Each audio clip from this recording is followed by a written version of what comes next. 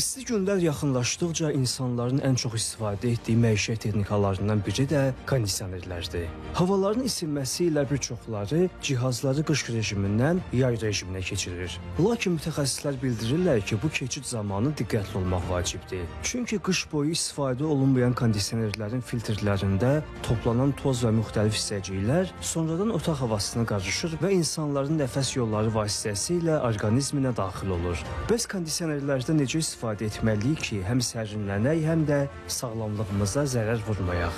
Kondisionerlərin sağlamlığa təsiri ilə bağlı həkimlər bildirirlər ki, bu cihazlardan düzgün istifadə edilmədikdə bir sıra fəsadlar yarana bilər. Kondisionerin küləyi birbaş insana doğru vurarsa və təbii ki, əzələ ağrıları, oynaq ağrılarına səbəb olarsa, vaxtında təmizlənməyən filtrlərin üzərində bakteriyalar, kif göbələkləri və yaxud məişət tozları, eyni zamanda havadan gələn, yəni zərərli tozlar, onlar təbii ki, insana mənfi təsir eləyir və insanın müəyyən xəstəliklərinin, misal üçün bronxial asma olsun, xroniki obstruktiv bronxitlərin artmasına və yaxud hər hansı bir viral infeksiya ilə xəstələnmiş insanın, yəni xəstəliyin ağırlaşmasına gətirib çıxarır.